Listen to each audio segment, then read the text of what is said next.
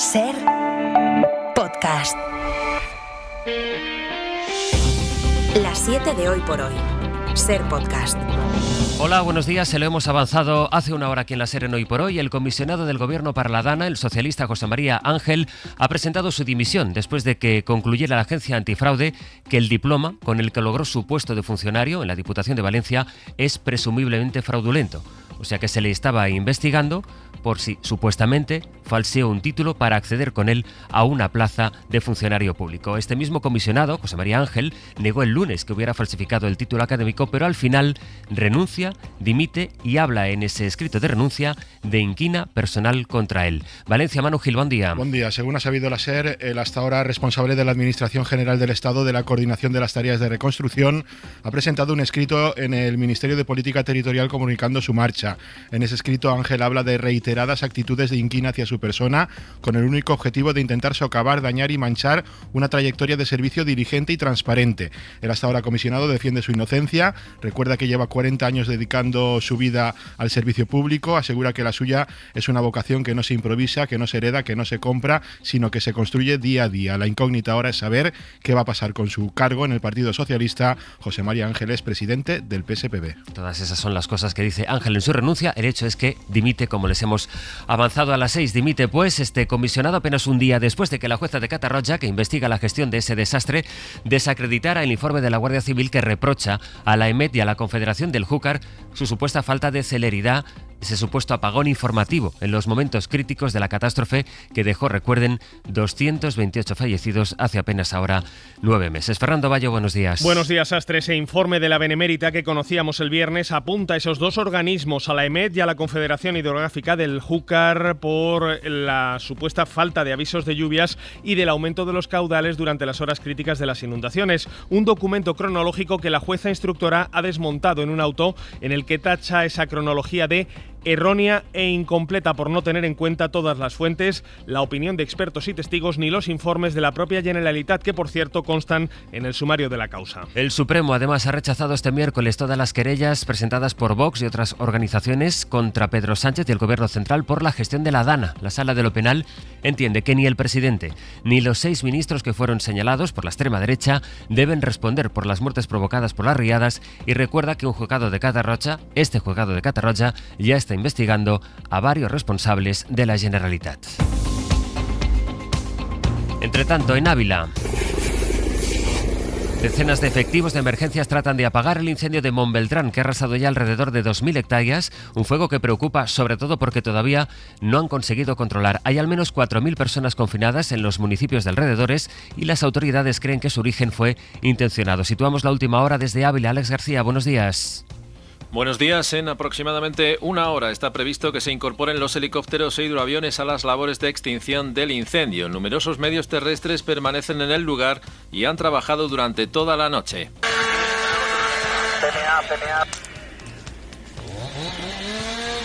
La prioridad ha sido la de evitar que el fuego se acerque a las poblaciones. Ángel Sánchez, jefe de Servicio de Incendios Forestales de la Junta de Castilla y León. Afianzar el perímetro, intentar eliminar el máximo posible del combustible y seguir trabajando en pro, de proteger las poblaciones. El viento cambiante ha sido uno de los problemas en la noche, en un incendio que continúa en nivel 2 de peligrosidad. Ha sido una noche de mucho trabajo para los bomberos también en Extremadura, donde han pasado la madrugada tratando de sofocar el incendio en la comarca de Las Urdes. A los 400 efectivos de emergencias que trabajan sobre el terreno para extinguir el fuego se suman también medios aéreos. La evolución durante toda la noche ha sido favorable y gracias a la falta de viento se ha conseguido controlar buena parte del perímetro, aunque todavía continúan los trabajos para acabar con ese incendio. Y luego están los avisos por alerta de tsunami que mantuvieron ayer en vilo a medio mundo, a varios países del Pacífico. Ese sonido de las sirenas, al menos 2 millones de personas tuvieron que ser evacuadas en la isla de Hokkaido, en Japón, ante una alerta por tsunamis que finalmente no llegaron a producirse. Las autoridades de ese país decretaron también la evacuación de Fukushima después de que hace 14 años el tsunami provocado por otro seísmo destrozara las instalaciones de su central nuclear. Más allá de esas evacuaciones, no se han registrado daños personales, tan solo una mujer que sufrió un accidente en Japón durante esos traslados. A lo largo de la tarde los avisos también fueron decayendo en cascada en el resto de países del Pacífico, Estados Unidos, Canadá, Ecuador, Perú o Chile, que mantenían las alertas, ya las fueron eliminando a lo largo de la tarde. Así se presenta el jueves, hoy es 31 de julio. Presenta con una información que leemos esta mañana en la primera página del diario El País y que dice que el Gobierno se abre a prorrogar la vida útil de las centrales nucleares. Siempre y cuando, esta sería la condición, los operadores den garantías de seguridad y suministro y también de que no repercutan el sobrecoste en el recibo de la luz para los consumidores. La información que publica El País asegura que la ministra de Transición Ecológica, Sara Agesen, comunicó en junio la oferta condicionada del Gobierno a Iberdrola y a Endesa, un giro en la política energética de Pedro Sánchez que en abril, justo después del gran apagón, señaló a las centrales nucleares como un problema por haber estado, dice, apagadas. En aquello acabó derivando, sí, el apagón en un debate entre renovables, entre nucleares, y de ahí la relevancia de esta noticia de la que seguro se va a hablar mucho en este jueves que está empezando, con esa disposición del Gobierno por lo menos a que se prorrogue la vida de las nucleares, prevista como mucho el cierre para 2035, si cumplen esa serie de condiciones que marca el Ejecutivo.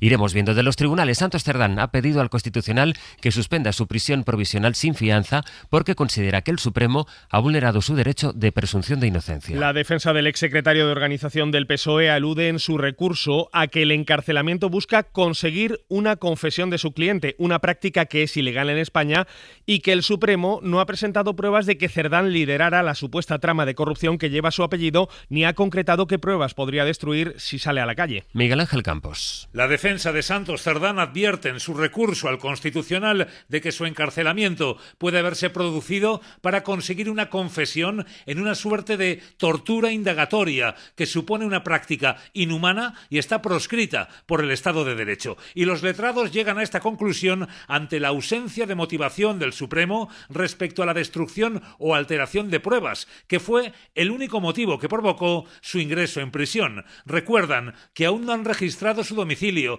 ni concretado qué pruebas puede destruir, más allá de insinuar un hipotético y ficticio relato en el que sitúan a Santos Cerdán en la jefatura de la trama. Pero la UCO no ha aportado una sola evidencia de tal jefatura, más allá de los audios. La defensa de Cerdán concluye que han sido vulnerados sus derechos fundamentales y pide al Constitucional que sea puesto en libertad de forma cautelar mientras se estudia el fondo del asunto. 7 y 7.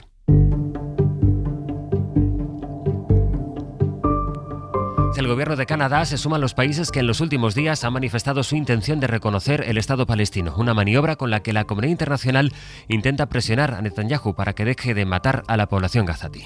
Matarla de hambre, con bombardeos, con disparos. El caso es que el primer ministro canadiense Mark Carney ha dicho que pretende reconocer al Estado palestino en la Asamblea de la ONU prevista para septiembre, como también hará Emmanuel Macron, algo que además ha anunciado esta misma semana que podría hacer de manera condicionada el primer ministro británico Keir Starmer. Esto último, eso sí, con condiciones, como decimos, algo que también ha expresado el premier canadiense.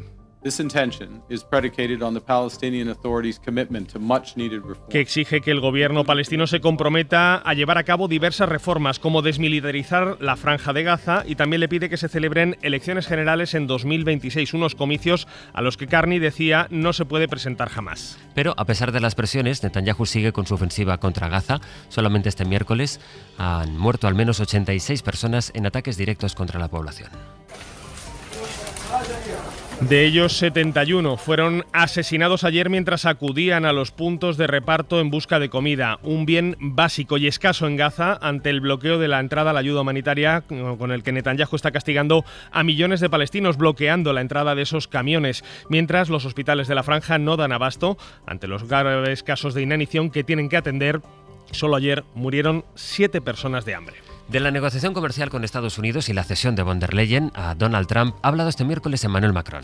El presidente francés se ha despachado a gusto contra el acuerdo alcanzado el domingo en ese campo de golf de Escocia. Dice que para ser libre uno tiene que ser temido y que no nos han temido los europeos lo suficiente al otro lado del Atlántico, y afirma que la aceptación de los aranceles del 15% a las exportaciones europeas no es el final de esta historia. Se compromete Macron a seguir negociando para evitar un impacto masivo en la industria europea. Vamos a París, Lucía Riera. Para ser ser libre hay que ser temido y no nos han temido lo suficiente, ha reconocido Macron a sus ministros, pero mantiene un perfil bajo para no tensar las relaciones con Trump mientras todavía queda margen de negociación. Lo ha explicado la portavoz del gobierno tras el último Consejo de Ministros del curso. El presidente francés llama a la UE a reaccionar, a trabajar en su competitividad y soberanía energética e industrial y ganar así fuerza frente a los ataques estadounidenses. Aún así, celebra que se hayan respetado líneas rojas como los productos agrícolas o que se hayan protegido industrias importantes para Francia como la aeronáutica. Se han dicho aliviados también por haber evitado una escalada comercial los ministros de Economía, Industria, Comercio y Agricultura reunidos con los agentes económicos para hacer evaluación de daños. Todo está abierto a la negociación, ha insistido Annie Genbach, ministra de Agricultura, y es en esa negociación en la que habrá que ser firmes para proteger nuestros intereses. Esa es la consigna que ha dado Macron, que este no es el final de la historia y no nos detendremos aquí. La ministra de Migraciones se ha reunido con las principales plataformas digitales para acordar la creación de un grupo de seguimiento permanente para los mensajes de odio y que inciten al racismo. Esto después de los episodios de hace unos días en Torre Pacheco, en Murcia, con más de 138.000 mensajes vertidos en las redes sociales en ese sentido, y de que solamente se retirarán el 22% de esos mensajes que son constitutivos de delito. El gobierno le ha pedido a esas plataformas digitales que sean más exigentes, que retiren más mensajes que incitan al odio tras esos episodios que se dieron en la localidad murciana. Nicolás Castellano. Con la creación de este grupo de trabajo, el gobierno y las principales plataformas de las redes sociales pretenden mejorar tanto los canales de denuncia de ese tipo de mensajes de odio como también el momento de la retirada. Recordemos que en la eclosión racista, en esa basura xenófoba de esos días en Torre Pacheco, con más de 138.000 mensajes, finalmente solo se retiraron el 22%. El Masái espera que esa mayor colaboración con las redes sociales contribuya a demostrar que en realidad la mayor parte de los mensajes que se vierten, como en la sociedad española, no son para nada racistas. Porque nuestras calles, nuestro país, no es un país de cacería de inmigrantes. Bueno, pues luchar y erradicar el odio y evitar que se propague, porque hay personas que están interesados en que el odio se propague en redes sociales y que eso tenga su traslación en la vida real y en la vida diaria de las personas. Una ministra de Migraciones que ha aplaudido en las últimas horas, a través de sus propias redes sociales, el mensaje de Iñaki Williams, el capitán del Athletic Club de Bilbao, en contra de los mensajes racistas y de la ultraderecha. España tiene casi 50.000 locales comerciales menos que en 2019. Son un tercio de los establecimientos desaparecidos desde 2000, mientras las ventas online casi se han duplicado entre 2019 y 2024, hasta alcanzar los 95.000 millones de euros. Estefanía Salvatierra. En España han bajado la persiana 50.000 negocios desde el año 2019. Suponen un tercio de los establecimientos que han desaparecido desde comienzo de siglo. Marta Frasquet, catedrática en la Universidad de Valencia. El crecimiento de las grandes empresas, de las que crecen porque tienen economías de escala, porque desarrollan mejor y más eficazmente canales online y por lo tanto pues le quitan el negocio al pequeño comercio. Tenemos menos locales pero más venta online. En los últimos 5 años casi se ha duplicado hasta alcanzar los 95.200 millones de euros. Cristina es la propietaria de una tienda de ropa en Villagarcía de Arousa. El pequeño comercio está llamado a desaparecer, tal y como se ha planteado en este momento. Las multinacionales evidentemente tienen muchísimas más ventajas que nosotros. El estudio realizado por la Fundación BBVA y el IBIE señala que el establecimiento físico seguirá siendo relevante, pero su función está evolucionando para convertirse en un espacio de atención personalizada y conexión con el consumidor digitalizado. Momento de saludar en Asturias a Jesús Martín. Hola Jesús, buenos días. ¿Qué tal? Buenos días. Y en Euskadi, John Rojas, Egunon. Egunon. En la pequeña localidad de Somiedo, en Asturias, están rodando toda una superproducción de Hollywood, algo así como los Juegos del Hambre, y está causando alguna molestia, también algunas quejas, Jesús. Pues sí, es la 6ª película de la saga, ¿no?, de los Juegos del Hambre. Se está rodando, como dices tú, en Somiedo, y concretamente en una población. Somiedo tiene 1.065 habitantes, he estado mirando el censo, pero la localidad de Valle del Lago, que es donde se rueda, tiene 118, con lo cual te puedes imaginar, hay casi más gente en el rodaje que la propia población de la zona. Y sí, claro, hay problemas porque obviamente todo ese montaje ocasiona que se tengan que cortar accesos a ciertas partes del pueblo, que haya que dar rodeos para llegar a donde antes llegabas de otra forma. Incluso las asociaciones naturalistas protestan porque esa zona de Asturias tiene especial protección, es un parque natural y están sobrevolando la zona con helicópteros para llevar materiales. Los ecologistas dicen que eso afecta a la salud, entre comillas, y el ámbito vital de los animales, tanto salvajes como los domésticos. Y bueno, pues dicen que no todo puede ser dinero y publicidad, como dicen, espera el gobierno del Principado con el rodaje de esta película, y que hay que velar también por lo demás, que tiene una especial protección la zona y que se hacen la vista gorda pues por intereses. En Euskadi las temidas carabelas portuguesas han vuelto a aparecer en aguas vascas y lo han hecho, John, con fuerza. Sí, pero la verdad es que parece que cada vez vamos a tener que acostumbrarnos más a estas falsas medusas que cuando pican ya sabes que provocan un dolor terrible. Bueno, incluso han provocado estos días algún traslado al hospital también, ¿eh?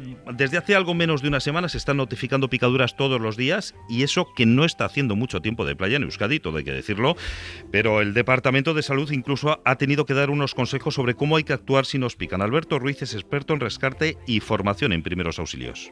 Solamente con unas pinzas la vamos a retirar y nos vamos a echar agua salada. Solamente. Es lo único que funciona. Y después vamos a aplicar frío. Ya está. Eso es todo. Hay que controlar que no tengamos una reacción alérgica. Así que ojo si nos vamos a dar un baño, porque aunque estas carabelas portuguesas flotan y se ven bien, tienen tentáculos que pueden alcanzar hasta 20 metros y eso sí que no los vemos. Cuéntame, Jesús, eso del Campeonato del Mundo de Bateo de Oro, que será en Navelgas. Que estáis todos invitados a veniros a batear, a sacar pepitas de oro del río ahí en Navelgas. Es la tercera vez que la localidad del concejo de Tineo, otra localidad pequeñita, si hablábamos antes de Somiedo, pues de Tineo no es mucho más grande. Es la tercera vez, como digo, del Campeonato del Mundo de Bateo de Oro. Pues te puedes imaginar lo que hemos visto todos en las películas del oeste. La batea, menear en esa batea, que es como una palangana, vamos a decirlo así, grande, para mover la tierra del río y sacar pepitas de oro. Ese es el concepto de este campeonato, que digo, es la tercera vez que llega a Asturias y que además los asturianos hemos quedado bastante bien en todas las ediciones anteriores. También es que se hace. Pero sabéis dónde está el oro, lo sabéis, claro. Sabéis dónde están las pepitas. Lo tenemos escondido. Eso es. Jesús, John, buen día. Un abrazo. Adiós. Bueno, hasta luego. Agur. Nuestra recomendación cultural de esta mañana tiene que ver con un nuevo disco de una banda de culto británica que llevaba 2 décadas sin publicar material nuevo y que regresa con el sonido de siempre y el mismo tono reivindicativo. Eso nos va a contar hoy Pepa Blanes. 20 años llevaba la banda de pop británico Pulp sin sacar un disco y 20 años que ni se notan en este nuevo álbum titulado More. En él, pues eso, tenemos más canciones, más de ese estilo plagado de letras que contaban historias de la clase obrera, de desamor y de fiesta y el sonido de siempre.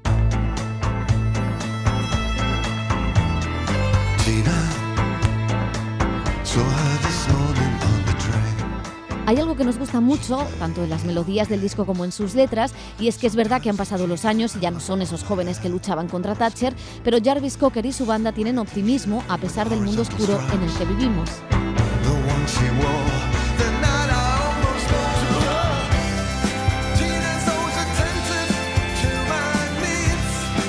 Nos encanta el estribillo de esta canción, Tina, o la historia de amor que cuenta Farmer's Market y la sexual My Sex.